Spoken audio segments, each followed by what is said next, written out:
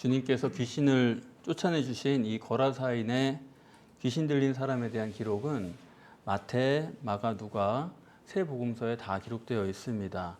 마태복음 8장에는 7절에 걸쳐서, 마가복음 5장에는 20절에 걸쳐서, 그리고 누가복음은 지금 총 14절에 걸쳐서 이렇게 길게 구성을 했습니다. 그만큼 중요하다는 강조법이겠죠. 더군다나 주님께서 가버나움에서 배를 타고 건너가자 하셔서 거라사 지방에 오신 것인데, 이 귀신 들린 사람에게서 귀신 내쫓으신 이 사건 하나만을 하시고 곧바로 다시 돌아가셨습니다. 유일하신 목적이 귀신 들린 사람에게서 귀신을 내쫓아 주신 것이다. 그러니까 이 사건이 그만큼 중요하다는 또 강조가 되겠죠. 그런데 이 거라사인의 귀신 들린 사람, 여기에 대한 주석이나 해석을 보면은 저는 조금 실망스러워요. 보통 이런 겁니다. 예수님께서 귀신을 내쫓으심으로 해서 권능이 있으시다는 것을 증거하신 것이다. 권능이다. 또 주님이 이 땅에 마귀를 멸하러 오신 것을 증거하신 것이다. 그런 거다. 또 귀신 들린 사람에게서 귀신을 내쫓아 주심으로 해서 주님의 사랑을 증거하신 것이다. 그런 거다. 대체로 이런 세 가지로 해석합니다. 그러나 여러분, 이 세 가지로 해석 안 되는 복음이 없어요. 이 모든 것으로 그냥 세 가지로 모든 것을 다 해석할 거면은 복음서가 4권이 뭐가 필요합니까? 또 그렇게 여러 가지 사건이 있을 필요가 뭐예요? 그러니까 아무리 옳은 얘기 같아도, 아무리 좋은 얘기 같아도 그것이 하나님이 원하신 방향이 아니라면 그건 다른 얘기입니다. 그래서 오늘 본문은 그런 얘기가 아니에요. 오늘 본문은 영성에 관한 하나의 백과사전처럼 영성에 관한 모든 것이 여기에 다 집약되어 있습니다. 그래서 길어요. 우리의 영성에 관한 체계적인 기록입니다. 그것을 알기를 주님은 원하시는 거예요. 우선 본문은 카이로 시작합니다. 그러니까 압달락을 전제로 해서 생각하라는 것이죠. 압달락은 가버나움에서 주님께서 제자들과 함께 배를 타시고서 거라사 지방에 오시는 도중에 광풍이 일어나고 물결이 넘쳐 들어왔습니다. 그래서 제자들이 예수님을 깨워가지고 주님께서 그 바람과 물결을 잔잔케 하셨습니다. 급해서 깨우긴 했지만은 아니 그냥 주무시던 분이 일어나셔가지고 자연을 지배하시는 거예요. 깜짝 놀란 겁니다. 대체 이분이 어떤 분이시기에 바람과 바다도 순종하는가, 그런 의문을 제자들이 제기한 것이 지난 단락입니다.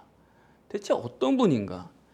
바로 그에 대한 대답으로 오늘 본문을 쓰고 있는 것입니다. 그러니까 영이라는 게 뭐냐 할 때 그것을 가시적으로 또 체계적으로 보여주고 정리한 것이 본문이다 하는 것입니다. 사실 이러한 영성신학이라든가 성경에 대해서는 뭐 그런 것뿐만 아니라 모든 것을요, 우리가 다 사실대로 알고 바로 알아야 되는 것입니다. 잘못 알고 잘못 가면요, 그거는 열심히 갈수록 문제가 커지는 거예요. 열심히 할수록 돌아오기가 힘든 겁니다. 물론 세상에는 잘못 알고 잘못 가도 되는 것들이 있어요. 어떤 제한적인 문제랄까요? 그런 것들, 뭐 허용된 범위라고 그럴까요? 그런 것들은 잘못 알고 어느 정도 잘못 가도 그거는 큰 상관이 없습니다.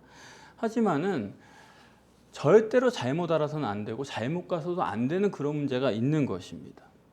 부차적이고 종속적인 문제도 있지만 이거는 타협 불가능한, 이것만은 꼭 알아야 되고 꼭 바로 가야 되는 그런 문제가 있다 이겁니다. 그렇지 않습니까? 요나처럼 방향이 잘못돼 가지고 니느웨로 가야 되는데 다시스로 가고, 그렇게 된다고 그러면 그거는 이거 허용 범위를 넘어선 거죠. 그렇지 않습니까? 그러니까 분별력의 문제가 항상 있는 거예요, 우리한테는. 자녀를 키우면서도 자녀가 절대로 분별해야 될 것은 별거 아닌 것처럼 가르치면서 그렇게 인식하도록 가르치고, 이래도 그만 저래도 그만인 거는 또 시시콜콜하게 잔소리를 하는 거예요. 그게 바로 분별력의 문제 아닙니까? 우리가 살아보면은 아무래도 괜찮은 일도 있어요. 그까짓 거 그냥 별거 아니다 그냥 잊어버려라 하는 일들이 많이 있습니다. 그러나 안타까운 건 뭐냐면 그까짓 거 이래도 그만 저래도 그만인 거를 아주 눈에 쌍심지에 불을 켜고서 그거를 해결하려고 드는 거예요. 반대로 정말 이건 생사가 걸린 문제인데 그거는 또 별거 아닌 것처럼 취급을 하고, 정말 가슴이 아픈 일이죠. 목회하면서도 그렇습니다. 본질이 아닌 거는 뭐 누가 뭘 하시든 간에 마음대로 하십시오, 얼마든지 하십시오, 그래요. 얼마든지 허용이 되는 거고 잘못 가도 그거 별 문제가 아닙니다. 그런데 본질에 속한 거다 그러면은 저는 그거는 영락 없어요. 그거야말로 눈에 쌍심지를 켜고 말리는 거죠. 그렇게 해야 되지 않겠습니까? 그러면 인간에게 있어서 본질이고 근본이고 가장 중요한 것이 뭐냐? 인간이 타협해서는 안 되고 반드시 알고 가야 되는 그런 절대적인 문제가 뭐냐 하는 것입니다. 여러분, 인간에게 가장 절대적인 문제가 뭐라고 생각하세요? 인간에게 가장 절대적인 문제는 너 자신을 알라 이거예요. 그것보다 중요한 건 없습니다. 아니, 인간을 잘못 알고 잘못 적용하는 건요, 그건 전부 다 잘못될 수밖에 없는 거예요. 그래서 우리가 교육을 할 때도 엄마의 교육 철학이 그렇게 중요한 겁니다. 절대 문제예요. 아이가 그냥 갈짓자로 그냥 이리 갔다 저리 갔다 갈 때처럼 그래가지고는 안 됩니다. 먼저 엄마가 인간이 어떤 존재냐 하는 것을 깊이 정립을 하고 그걸 고민하면서 가능하면은 앞으로 절대로 흔들리지 않을 교육 철학을 갖고 키워야 그 아이를 훌륭한 아이로 키울 수가 있는 거지. 이 사람이 이러려니까 이렇게 하고 저 사람이 저런 학원 보내니까 또 보내고, 그런 갈대맘한테는 아무리 완전한 것을 소개해도 그걸 받아들이질 않아요. 애초에 오리엔테이션의 문제입니다. 우리가 인간을 깊이 고민해야 돼요. 그래서 그전에는 기업체들도 어떻게 하면 상품을 만들어 팔까 이런 쪽에만 관심을 갖다가 요새는 인문학이라는 개념을 가지고 그걸 상당히 강조하고 직원들에게도 그 강의를 듣게 합니다. 왜냐하면 전에는 그냥 만들어 팔면 되는 줄 알았는데 이제 보니까 인간을 모르고서는 제품을 만들어봤자 아무것도 안 된다는 걸 그들이 깨달은 거예요. 그래서 이공계 쪽에서도 인문학 붐이 일고 이공계 출신 CEO도 인문학에 대해서 공부하고 그런 시대가 온 것입니다. 우리 사회도 전반적으로 이런 점을 깨달아가고 있는 그런 추세가 아니겠습니까? 근데 문제가 뭐냐면요, 인문학도 좋고 인간에 대해서 깊이 고민하고 이런 거 다 좋아요. 저도 목사니까 인간에 대해서 궁금하잖아요. 그래서 심리학도 찾아보고 여러 가지 책들을 봅니다. 책도 보고 강의도 듣고 그래요.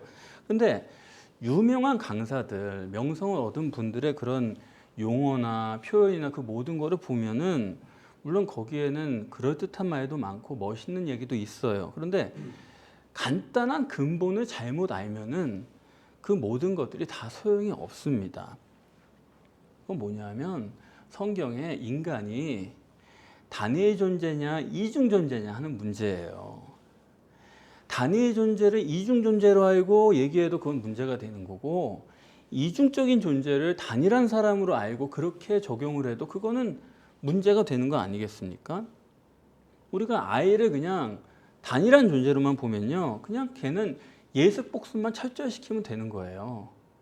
그냥 타이거맘이 돼가지고 그 애를 그냥 쥐잡듯 잡아가지고 공부를 많이 시키기만 하면은 뭐 성적이 어느 정도 나오겠죠. 그런데 그 아이의 천재성이 나오긴 힘들어요. 깜짝 놀랄 만한 그런 걸 뽑아내는 건 힘들어요. 어떻게 해야 되느냐? 그냥 놔둬야 돼요. 그냥 놔둬서 영이 살아나게끔 인도를 해야 거기서 천재성이 발휘되는 거죠. 그렇지 않습니까? 이게 공부만이 아니고 이 영성의 문제, 이중 존재냐 단위 존재냐 하는 문제는 이거는 인간의 생사에 관련된 문제예요. 나를 그냥 육체로만 아느냐 아니면 이중적 존재로 아느냐, 이거는요 죽느냐 사느냐의 문제입니다. 인간이 이중 존재라면은 이중 존재니까 그래서 육체 우선이라는 개념이 성립되는 거 아니겠어요? 이중 존재라면은 육이 죽어야 내가 사는 거예요. 왜냐하면 영이 주체니까, 영이 나니까요. 주체인 영이 사는 거죠. 꼭 육체가 죽어야 됩니다. 그런데 인간의 그냥 단위의 존재를 보면은 그거는 뭐 말할 것도 없이, 영은 말할 것도 없으니까 그냥 영은 죽이고 사는 거죠. 그래서 로마서 8장 9절에 너희 속에 하나님의 영이 거하시면 너희가 육신에 있지 않고 영에 있나니 몸은 죄로 인하여 죽은 것이나 영은 의로 인하여 산 것이라, 그렇게 말씀한 것입니다. 이 영과 육의 문제는 생사가 걸린 문제이기 때문에 영과 육의 관계를 명확하게 분별해야 돼요. 분별 안 해도 괜찮은 게 아닙니다. 하나로 묶어서 될 수 있는 문제가 아니에요. 아담은 어땠어요? 영적인 것을 그냥 자기 마음의 관념으로 처리해 버리잖아요. 마음속에 선악과를 먹지 말라 그리하면 정령 죽으리라고 마음속에 들려오는데 그 영적인 것을 무시하고 선악과를 절대 먹지 말라는 마음의 소리는 그냥 도외시해 버리고 그런 게 있지 그래 버리고 실제로는 눈에 보이는 대로 뱀이 인도하는 대로 선악과를 따먹었습니다. 그게 인간의 문제거든요. 여러분 생각에는 내가 육체 전부의 단일한 존재로 이렇게 생활 양식으로 가지고 살아오셨을 가능성이 많아요. 내가 그런 거 가지고 잘 살 수 있다. 지금까지 잘 살아왔다. 여러분 그거는요. 성경이 증거하는 대로는 죽음으로 가는 길입니다. 아담도 따먹고 멀쩡했어요. 아, 내가 못한 게 아니구나. 잘하는구나. 같이 그냥 하와랑 그렇게 살아갔다고요. 그런데 그건 육신적으로 사는 거죠. 결국엔 다 죽지 않습니까? 그러니까 육적으로 사는 거는 지금까지 살아왔다고 해서 그게 된 게 아니에요. 죽어 있는 거나 마찬가지입니다. 그러니까 우리가 영적인 것을 인정은 하면서도 실제로는 마치 단일한 존재인 것처럼 육적으로 살아가는 것, 육적 방법, 육적 생활 양식으로 사는 거는 그거는 아담이 선악과 따먹은 거랑 뭐가 달라요? 그렇지 않아요? 그래서 성경에서는 무릇 지킬 만한 것보다 내 마음을 더욱 지키라. 생명의 근원이 이에서 남이니라 했습니다. 마음이 우리의 영이 생명의 근원이에요. 육체의 생명에도 영이 생명의 근원입니다. 그렇기 때문에 육적으로 살아는 건 안 돼요. 그건 우리는 육적으로 살아도 되는 줄 알고 살지만 영적으로 살아야 되고 영이 주체이기 때문에 우리가 물론 영이 주체라는 걸 마음으로는 알지만 그러면서도 우리가 실제로는 가시적인 것 중심으로 거기에 이끌려서 살지 않습니까? 여러분이 이 심각성을 스스로 자각을 못하시면은 이 세상에서도 잘 살 수가 없고 천국에서도 살 수가 없어요. 그렇기 때문에 내가 이중 존재냐 단일 존재냐 이거를 분명히 실제적으로 아는 것은 자기의 생사가 걸린 문제예요. 그냥 적당히 그런 거지 영이지 뭐 이거 마음으로만 알면서 실제로는 그냥 영이 없는 사람처럼 육신적으로 해결하고 사는 사람은 절대로 이 세상에서도 잘 살 수 없고 천국에 들어가는 것은 그거는 상상할 수도 없는 일입니다. 그렇기 때문에 제가 이중 존재다 단일 존재다 말씀드릴 때 당연지사 하시지 마시고 이거를 생사를 건 문제로 저는 그렇게 생각하거든요. 저처럼 여러분도 심각하게 고민하셔야 되는 거예요. 그래서 오늘 본문이 이 점을 꼼짝 못하게 가시적으로 물리적으로 증거하는 게 본문입니다. 오늘 본문이 얼마나 이 이중 존재를 가시적으로 증거하느냐. 29절에 이 사람이 쇠사슬을 두두둑 끊어요. 물리적인 능력이 엄청납니다. 그런데 귀신이 나가고 35절에 보면은 이 사람은 얌전하게 앉아 있는 거예요. 전혀 힘이 없어요. 이 단락이 중요한 거는 이전 단락에서 예수님은 제자들이 볼 때 겉보기에는 영 비실비실해가지고 혼자 골아떨어져 있는 거예요. 그분을 깨웠더니 이분이 자연을 지배하는 겁니다. 그럼 그때 제자들이 생각할 때 아니 이게 지금 예수님이 잔잔케 하신 건지 아니면 예수님이 깨어나서 기도했더니 하나님이 잔잔케 하신 건지 이게 혼동이 되거든요. 그렇지 않습니까? 이건 예수님이 직접 잔잔케 하신 건지 기도해서 하나님이 하늘에서 역사하신 건지 그걸 모르잖아요. 그래서 성경에 보면은 주님께서 어떤 기적을 행하시고 나면 사람들이 그래요. 하나님께 영광 그래요. 뭐냐면 예수님이 하신 건 아니라 이 얘기죠. 예수님은 인간이지 하나님은 아니다. 그 사람들 생각이 그래요. 예수님이 기도했더니 하나님이 하늘에서 역사하신 거다. 그게 하나님께 영광 그런 말이거든요. 그러니까 여기서도 여전히 사람들은 깨어나서 물결을 잔잔케 해도 아 이거는 그냥 예수님은 단일한 존재다. 이분 자체지 그 속에 뭐 별다른 그런 거 하나님이 들었다는 생각 전혀 안 하는 겁니다. 단일 존재로 보는 거예요. 근데 본문이 중요한 건 뭐냐면 귀신 들린 사람이랑 귀신 나간 사람이랑 동일인이잖아요. 같은 사람인데 귀신이 있느냐 없느냐를 가지고 능력의 차이가 발생을 한 겁니다. 여기서 결국 인간은 이중 존재라는 분명한 정립이 되는 거예요. 육체는 같아요. 그런데 그 속에 뭐가 들었냐에 따라서 능력의 차이가 발생한다 이겁니다. 그러니까 인간은 그냥 육체가 아니라 영이 들어가 있는 다른 영적인 존재가 들어갈 수 있는 이중적 존재라는 것이죠. 만약에 사람 안에 초월적 영이 없다 그러면은 아까 말씀드린 것처럼 공부 잘하는 방법 딴 거 없어요. 예습 복습 철저히 하고 부지런히 하고 잠 줄이고 그것밖에 없어요. 그런데 초월적 영이 역사한다 그러면은 다른 길이 생기는 거예요. 원종수 권사님처럼 아니 기초도 없는 아이가 책 2번 읽고 가가지고 교회에서 기도만 하던 아이인데 책 2번 읽고 학교 갔더니 수학 빼고는 다 만점을 받는 거예요. 그런 식으로 서울대 의대를 수석 졸업한 거예요.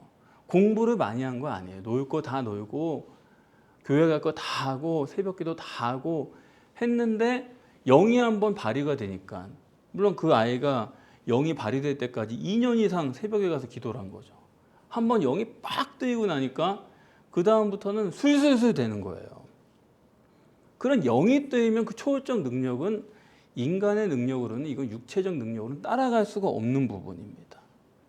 본문에 거라사 지방에 귀신 들린 사람의 주체는 이 사람이 자신이 주체예요? 아니면 귀신이 주체예요? 이 사람을 주관하고 있는 게 귀신이잖아요. 눈으로 볼 수 없는 존재인 귀신이 이 사람의 주체다. 마찬가지로 우리도 전혀 감지할 수도 없고 볼 수도 없는 영이 우리의 주체다. 초월적 영이 나의 주체다. 그게 내 본질이고 내 정체다 이겁니다. 보인다 그래가지고 육체가 내가 아니에요. 내가 어떤 말하고 내가 생각하고 내가 본다고 해가지고 그게 내가 아니고 보이지 않는 영이 나의 주체고 그것이 살아나야 한다는 얘기죠. 이 영이 실제로 살아있는 거 오늘 본문 증거하는데 우리가 실제로는 평소에 왜 영을 실제로 여기지 않느냐? 그거는 당연히 우리 오감으로는 인식할 수 없기 때문이죠. 자기의 영을 인식할 수 있는 사람은 아무도 없지 않습니까? 그러니까 인식이 안 되니까 우리는 그냥 없다 그러는 거예요. 또 말은 영이 있다 할 수는 있지만 실제로는 그걸 여기지 않는 거죠. 인정하지 않는 거죠. 그래서 저는 이제 성경을 보면은 하나님의 심정이 너무 이해가 되는 거죠. 아무리 하나님이라고 해도 하나님도 영이시니까 인간 눈에 안 보이잖아요. 하나님은 안 보이니까 하나님은 항상 간접적으로 하실 수밖에 없어요. 하나님은 어떤 물리적 능력을 나타내셔서 인간이 보고 아 이게 하나님이 하셨나 보다. 하나님이 계신가 보다. 간접적으로 하나님을 알고 믿게 하는 방법밖에 없습니다. 그렇기 때문에 하나님은 항상 표적을 행하시고서 뭐라고 그러세요? 이로 인하여 나를 여호와인 줄 알리라. 비로소 여호와인 줄 알리라. 이게 가슴을 쳐가지고 답답해 하시면서 하는 말씀이 그거예요. 그 심정으로 읽으시면 딱 맞습니다. 하나님은 실제로 알고 실제로 그분과 교제를 해야 되겠는데 자꾸 안 보이니까 사람들은 바알신 같은 거 만들어 섬기는 거 좋아하는 거예요. 눈에 보이는 거를 가지고 해결하려는 마음이 있다 이겁니다.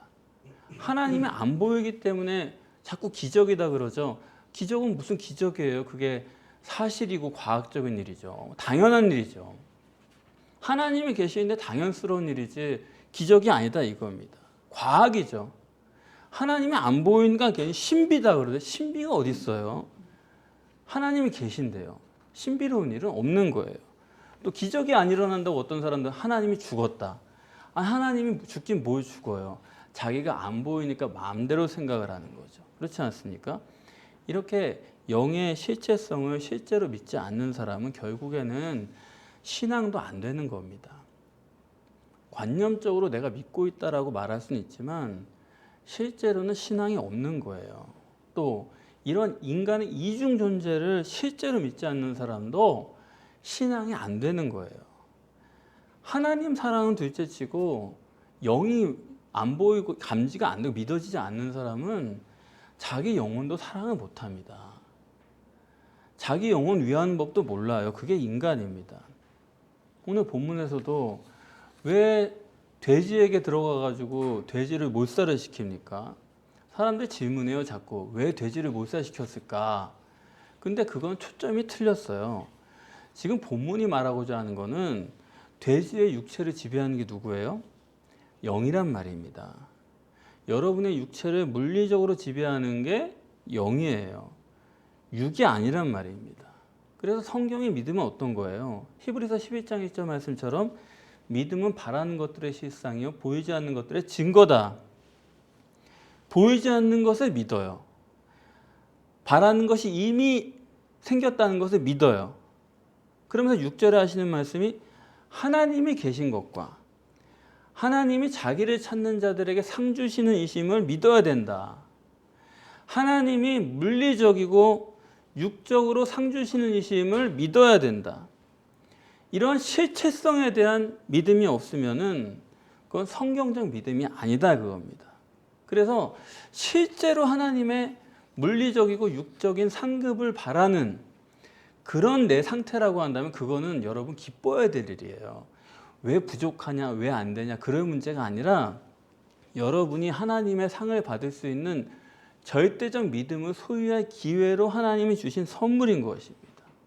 이때 우리가 하나님의 뜻을 캐치를 해서 하나님이 물리적으로 육적으로 내 믿음에 응답하시고 하나님께서 상을 주신다라고 하는 절대 믿음을 우리가 유지를 하고 그것이 이루어질 때까지 낙심하지 말고 밀고 나가야 되는 거예요.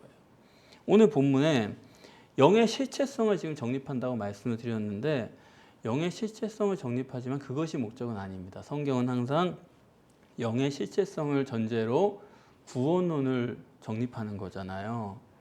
자, 이 영의 실체성이 있으면 어떻게 구원과 연결이 되느냐 하는 것입니다. 31절에 귀신이 말하죠. 무저갱으로 들어가라 하지 마시기를 간구합니다. 마귀가 영적인 실체예요, 아니에요? 마귀가 물리적으로 괴력을 내는 그런 존재 아닙니까? 이 영적인 실체죠. 근데 그 실체가 이 물리적인 능력을 낼 수 있는 존재가 자기를 무저갱으로 들어가게 하지 마시래요. 물리적으로 활동하는 존재가 무저갱을 지금 무서워하잖아요. 그렇다면 무저갱이라는 게 그게 물리적인 실체예요, 아니에요? 무저갱이 여기서 보면 천국과 지옥은 실체다 이거예요. 어떤 사람들은 그거를 상상으로 생각하고 그렇다는 얘기다. 하나님이 안 계신 어떤 상태를 말하는 이런 식으로 이게 물리적인 실체가 아니라고 자꾸 얘기를 하는 사람이 있는데 그렇게 말하면 그건 교회 다녀도 소용이 없는 겁니다. 물리적인 실체인 마귀가 무저갱에 들어가기를 무서워한다는 것은 천국과 지옥도 물리적으로 실체다 이거예요.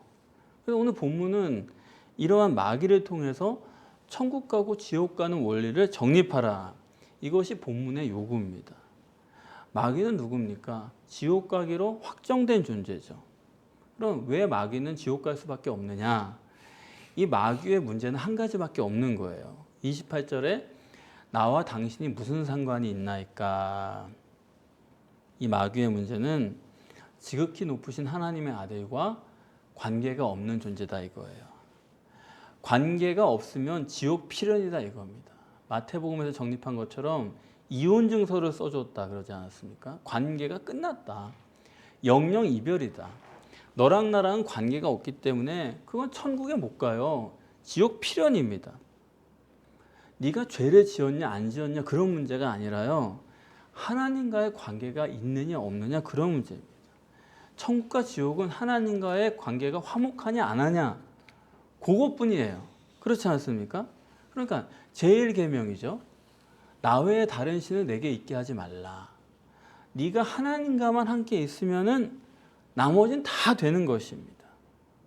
그런데 39절에 하나님이 하신 일을 낱낱이 고하라, 일일이 고하라고 했는데 여기서 이제 하나님이 누구예요? 하나님과의 관계를 맺어야 되겠는데 하나님이 누구냐 할 때 오늘 본문에 따르면 그 하나님은 저 하늘에 있는 하나님도 계시겠지만 오늘 본문에 특별히 말하고자 하는 것은 육체의 예수 안에 있는 그리스도를 말하는 거죠. 저 하늘의 하나님만 말하는 게 아니라 지금 눈앞에 보이는 예수 안에 들어 계신 보이지 않는 하나님이죠.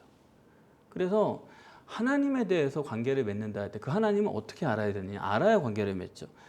이중 존재로 정립을 해서 하나님을 알아야 된다 이겁니다. 그리고 관계도 누구와의 관계예요? 보이는 예수와의 관계가 아니라 그 속에 계신 하나님과의 관계죠. 속사람과의 관계다. 겉사람 예수와의 문제가 아니다 하는 것입니다. 바로 이런 점을 38절, 39절에 최종적으로 아주 정확하게 기록을 해주고 있어요. 38절에 귀신을 내쫓아준 이 사람이 주님과 함께 있기를 원합니다. 그런데 주님이 허락하시지 않아요. 너 가라는 거예요. 보내버리시는 거예요. 아니 함께 있겠다는, 함께 있어야 구원을 받을 거 아닙니까? 우리식으로 말하면. 예수님과 함께 있겠다고 그러는데 너 가라. 왜 그러셨을까요? 아니 구원하시기를 원하시고 그러려고 오신 분인데 함께 있겠다는 사람 보내시는 거예요. 아니 일전에 보면은 서기관도 주님과 함께 있겠습니다 그랬더니 예수님이 여우도 굴이 있고 공중의 새도 거처가 있지만은 인자는 머리 둘 곳이 없다 그러면서 너 가라 그러시잖아요. 아니 함께 있겠다는 사람 보내요. 근데 또 어떤 제자는 아버지의 장례만 치르고 제가 따르겠습니다 그랬더니 즉각 나를 따르라. 아버지 장례는 남들한테 맡기고 지금 당장 나와 함께 해라. 아니 그렇게 보내시고 남게 하시는 기준이 뭐냐 하는 것입니다. 예수님 분명히 이 사람한테 하나님께서 하신 일을 일일이 고하라 이렇게 말씀하셨어요. 그런데 이 사람은 뭘 전했어요? 오늘 본문에 따르면 예수를 전했다는 겁니다. 예수님이 요구하신 것과 이 사람이 전한 것이 내용이 달라요. 지금 이 사람은 보이는 예수밖에 안 보이는 사람이에요. 그래서 사실 지가 낳은 것도 우연이죠, 그거. 그렇지 않습니까? 하나님이 낳게 하셨다. 하나님께 영광 이럴 수는 있지만 이게 도대체 어떻게 난 건지도 모르는 사람이에요. 그래서 예수 그리스도를 이중 존재로 보고 그 속에 계신 하나님을 이해할 수 있는 사람이어야지 예수님과 함께하는 의미가 있는 것입니다. 이 사람은요, 아니 선지자가 했다 그러면 옛날에 선지자도 그냥 자기가 한 겁니까? 그것도 하나님이 하신 거잖아요. 근데 이 사람은 지금 하나님이 안 보이는 사람이니까 겉모습 예수님만 보고 예수만 전한 거예요. 그러니까 이 사람이 어디 가서 전하는 건 뭐냐면 예수라는 사람이 나 낫게 해줬다. 예수라는 사람이 나 위해서 기도해 준 것 같다. 그래서 하나님 역사하신 것 같다. 그런 짐작을 말하고 자기가 겪은 사건을 간증하는 것뿐이지. 그러니까 간증이라는 게 그렇게 간단한 거예요. 간증이란 거는 내가 겪은 가시적인 사건을 자기가 짐작하고 추측하면서 하는 얘기들입니다. 간증이라는 게 참 은혜로울 수 있지만 우리 구미에 맞을 수 있지만 그게 다 객관성이 없어요. 그게 성경적인지 아닌지 모른다 이 얘기, 다 추측이다 이거예요. 그냥 눈에 보이는 것만 가지고 자기가 짐작하는 거니까. 그래서 이 사람도 예수님을 그 속에 계신 이중 존재로 이해하지 않고, 그러니까 하나님에 대해서 일일이 전하라고 말씀하셨잖아요. 아니 자기가 겪은 일 얘기하는데 뭐 일일이 전할 게 뭐가 있어요. 일일이 전하라는 것은 그만큼 이중 존재를 정립한다는 게 그만큼 어려운 거예요. 구구절절 저도 뭐 이중 존재에 대해서 여러 가지 여러분께 말씀드린 이유가 여러분 복잡하다 생각하실 수 있지만 그렇게 아니고는 설명이 불가. 일일이 얘기해야지만 되는 거지. 그냥 내가 나타난 일, 내가 겪은 일 가지고 뭐 이게 이런 거다. 그거는 예수님을 이해할 수 있는 길이 아니다 이겁니다. 그래서 이중 존재를 실제로 믿고 주님의 영과 화목할 때 구원을 받게 되는 거예요. 구원을 어떻게 받느냐? 이 원리가 여기 정확하게 되어 있는 거예요. 영으로 이해하고 영과 화목하는 방법을 알아야 되는 것이고 그래야지만 구원을 받게 되는 거지. 그 방법 말고는 구원을 받을 방법이 없어요. 여러분들이 그냥 어떤 구호를 들으시고 그냥 그렇게 간단히 이해하시면 안 되고 이러한 원리를 가지고 우리가 구원에 이르게 되는 것입니다. 그렇기 때문에 영을 이해하고 영을 교제하려고 한다면은 우리는 육체적 존재이기 때문에 결국 육체 부인이 필수적인 거죠. 육체를 부인하고 또 물리적으로 영과 교제하는 선택을 해야 된다. 이겁니다. 그래서 여러분이 댁에서 그냥 기도하실 수 있고 하지만 댁에서 그냥 예배 드리는 분들도 있지만 교회를 걸어 나와서 물리적인 방법을 통해서 여기 앉아서 모두하고 이렇게 하신 이유가 육체를 부인한 거죠. 자기를 부인하고 하나님과 교제하는 이 시간을 우리가 만든 것입니다. 육체 부인 절대예요. 이 육체 부인의 절대 그 성과에 대해서 얘기할 수 있는 사람은 저는 구약에서는 삼손이 가장 중요하다고 생각을 해요. 삼손이 하나님과의 관계가 있는 사람, 태어나면서부터. 그래 그런 사람인데 아니 하나님 주신 능력이 때때로 나타나면 그걸 가지고 미친 사람처럼 돌아다니잖아요. 뭐 이상한 사람들 만나고 다니고 이상한 짓 하고 다니고 그러다가 하나님과의 관계가 뭡니까? 그 사람은 머리카락이죠. 물리적인 관계가 뭐냐면 머리카락 속에서 하나님과 관계가 있는 사람이에요. 그런데 머리카락이 잘리고 나니까 힘이 사라져가지고 그래가지고 블레 사람들한테 잡혀가지고 눈이 뽑히고 사슬에 묶여가지고 맷돌을 돌리는 일을 하잖아요. 그러다가 점점 머리가 조금씩 자라는 거예요.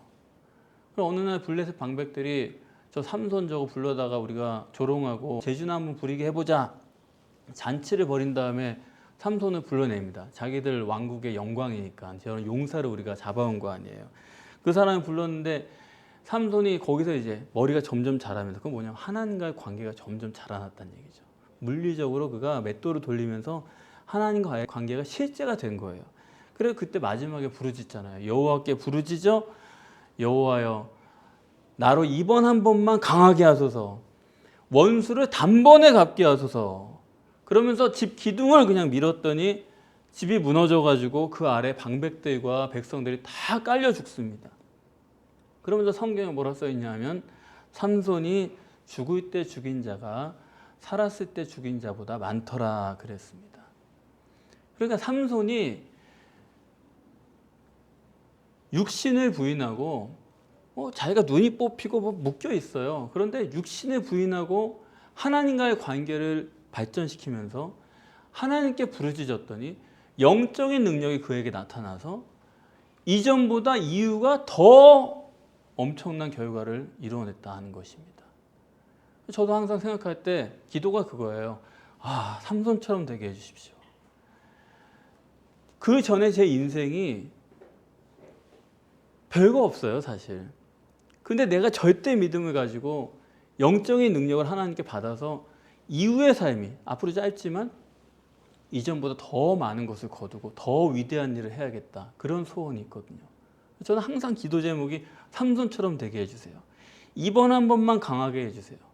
그래서 이전보다 이후가 더 큰 승리를 얻는 여러분도 이전보다 이유가 더 많이 아실 수 있고 이전보다 이유가 더 넓게 더 깊게 더 위대하게 쓰임받을 수 있는 가능성을 여전히 가지고 있어요. 눈이 뽑히고 사슬에 묻히고 맷돌을 돌리고 있어도 여호와여 이번 한 번만 나로 강하게 하옵소서. 단번에 원수를 갚게 하옵소서. 영적인 능력이 여러분에게 임하시면 이전의 건 돌아볼 필요가 없습니다.